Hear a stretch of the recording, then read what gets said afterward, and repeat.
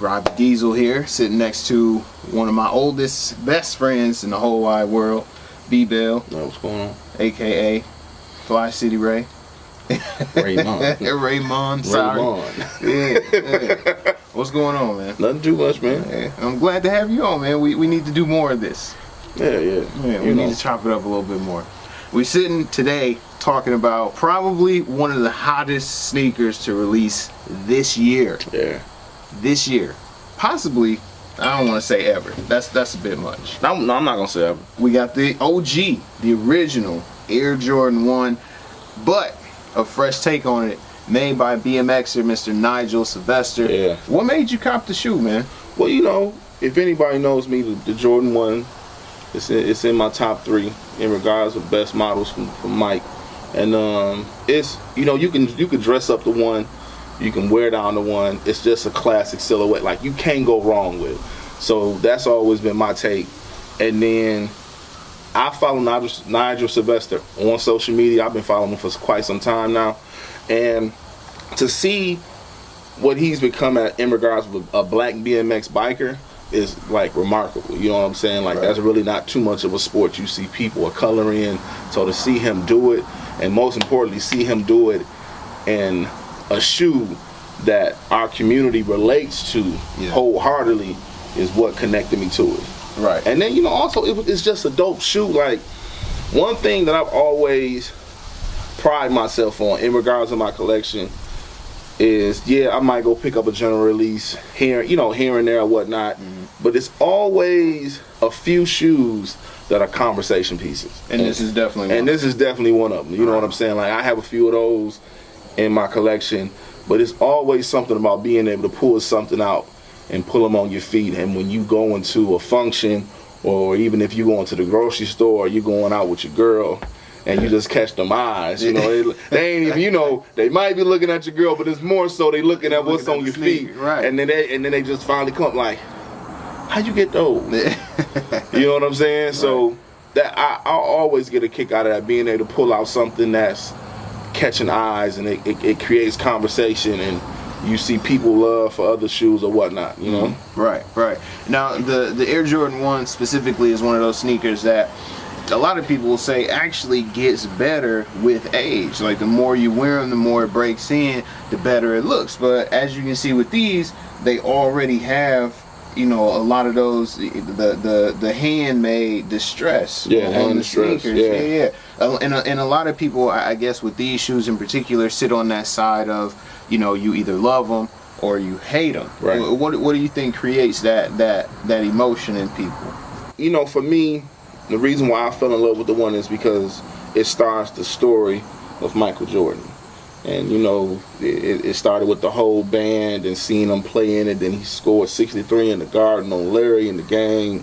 You know, it was that story that was started with him. And just the fact of how classic it was and how sleek it is, and the simplicity and what he did in the shoe is what the connection with me and the shoe goes. I got you. You know? I got you. But more so, when people hate it is, you know, some people, they like the later on models. They got a little more pop to them, you know. But my deal is, you can't always pull them out.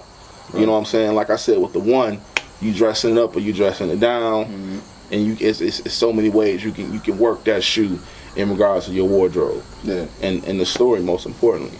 Right.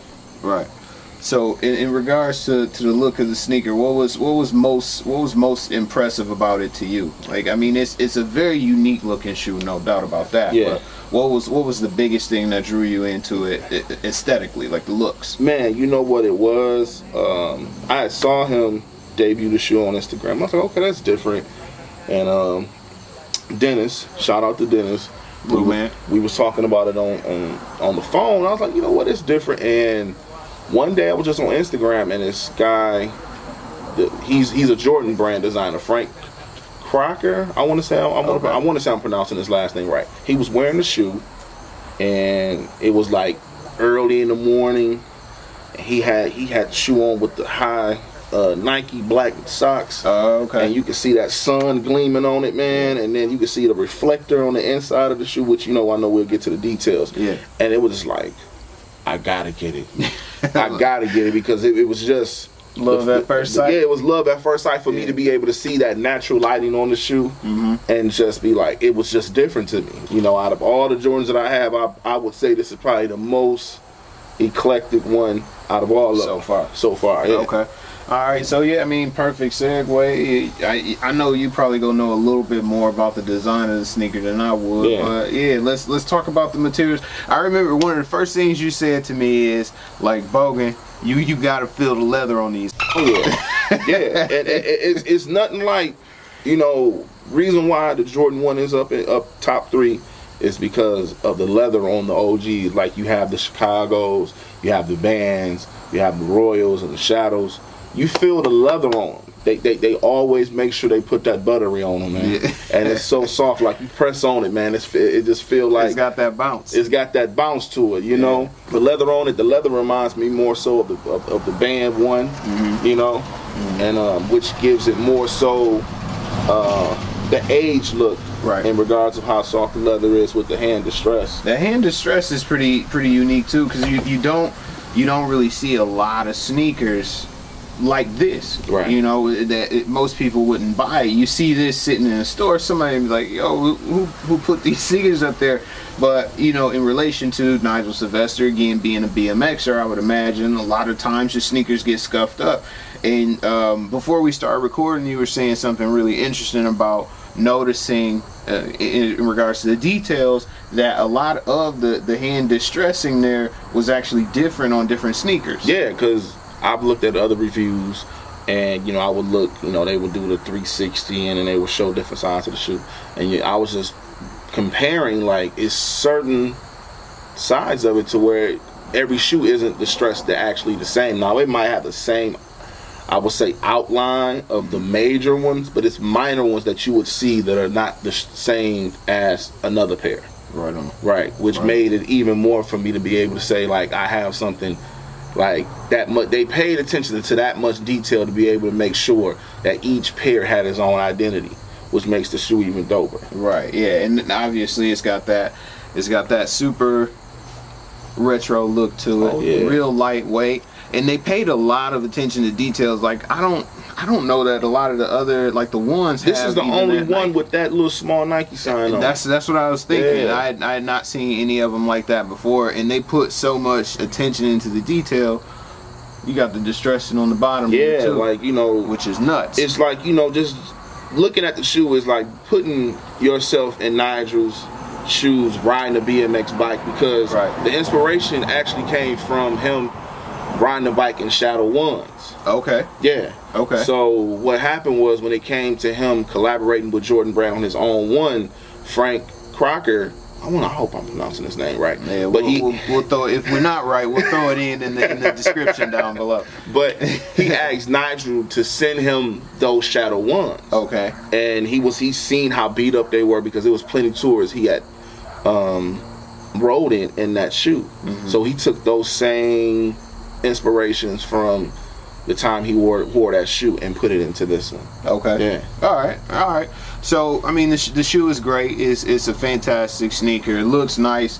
Very, very clean, elegant design to it, but also it's gritty. It's dirty. Yeah. When I first saw the shoe, I already knew it was gonna be limited. Yeah. So, you know, with you being on social media and you follow different shoe sites or different shoe stores, they were starting to have raffles. Right. So my homeboy Dennis, again, looking out for me, shooting me links of different raffles I could enter to be able to get the shoe.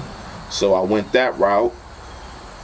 Caught so many L's. Tons. You know, and you know what's so crazy? It was one store, even if I would have been able to get the shoe, my bank would have probably declined the purchase because of where it was at.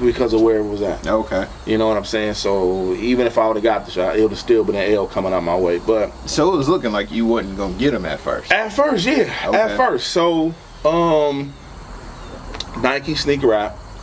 I put it up, and I'm like, okay.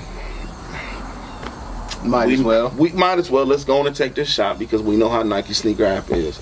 It's supposed to be helping the people, but it ain't helping the people. Not at all. So remember that morning I was barbecuing.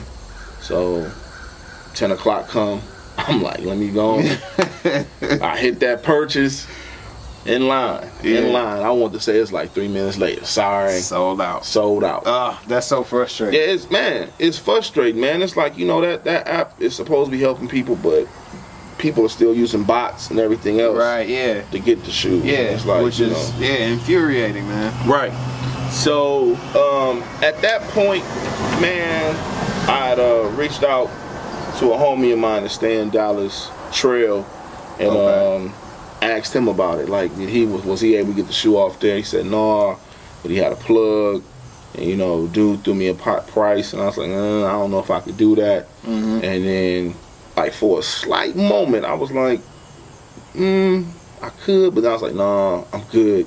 And then a part of me was hoping that they would do a restock, because knowing how big the release was off, like, how they did the off-white ones, like basically the off-white collection, a few of those notable ones, they did restock. But I'm thinking in my mind, like, nah, this show is a little bit too special. This release is a little bit too special for them to be like mass producing it, So I just went on and pulled the plug and went to GOAT, man. Shout out to GOAT. GOAT. One of the best sneaker apps out there, by the way. I didn't even know about it until D-Bell put me onto it. I used StockX for a little bit, but anyway, shout out to GOAT, man. Great app. Excellent app. Check it out whenever you get the chance. Yeah, and I pulled the plug, man, bought them, and it was like a week turnaround. They were here, man. Yeah. So they didn't hit me over the head. Prices I'm seeing now, like, I want to say, cause I'm not gonna say how much I paid for them. No, we won't. Yeah. I don't want that headache. But prices I've seen, they're still decent. Like, they have it to where it's a decent price for them now. But then if, like, you want a faster turnaround, the price is like double, I guess. Yeah, they're doing that now. That's rough. Yeah.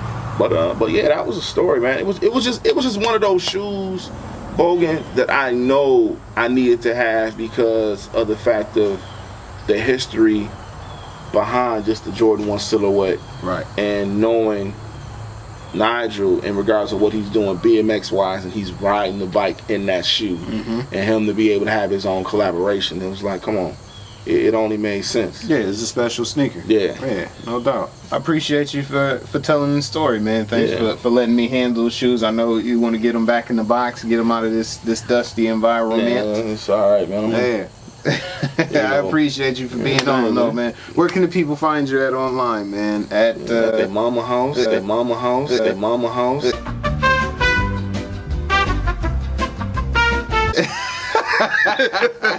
But no, man, I don't really be on Twitter as much. I pop in on there and look at what's going on, but more so, man, Instagram. Throw the Instagram handle out there. So Instagram is what established. So you will have EST_June abbreviated. So that's JUN 18_1984. There we go. So I'll drop that link in the description down below. All right, man. I appreciate you being on. Thank you all so very much for watching. If you liked this video, make sure you hit that like button. Look at that subscribe icon. If it's lit up red, that means you're not subscribed to this channel. You're missing out on all the good videos just like this. So make sure you subscribe. We appreciate y'all for watching. I'm Robbie Diesel, at Robbie Diesel, on the tweets, on the Instagrams, on the Snapchats. We'll catch y'all later. Peace. All right.